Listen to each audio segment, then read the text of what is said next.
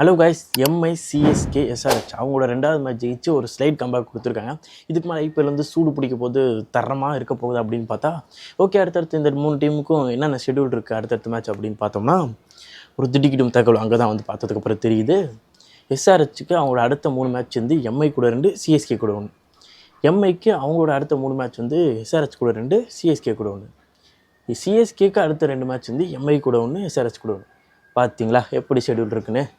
இப்போ தான் அவங்க ஜெயிக்க ஆரம்பிச்சிருக்காங்க. பட் ஆனால் மீண்டும் ஏதோ ஒரு டீம் வந்து தோற்க போகுது, டோர்னமெண்ட் விட்டு வெளியே போக போகுது அப்படின்றது தெரிய வருது.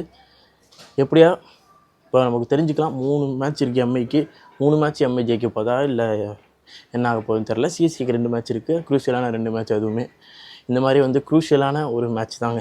எஸ்ஆர்ஹெச்க்கு இருக்கக்கூடிய 3, சிஎஸ்கேக்கு இருக்கக்கூடிய 2, எம்ஐக்கு இருக்கக்கூடிய 3. இது எல்லாமே குரூஷியலான ஒரு மேட்ச். இதில் எப்படி உதப்பட போகிறாங்க, எந்த டீம் வந்து ஜெயிச்சு பிளே ஆஃப்குள்ளே போக போகிறாங்கன்றது பார்க்குறதுக்கு வந்து ரொம்ப இருக்கேன். ஒரு குரூஷியலான ஒரு டைமில் ஜெயித்தாங்க.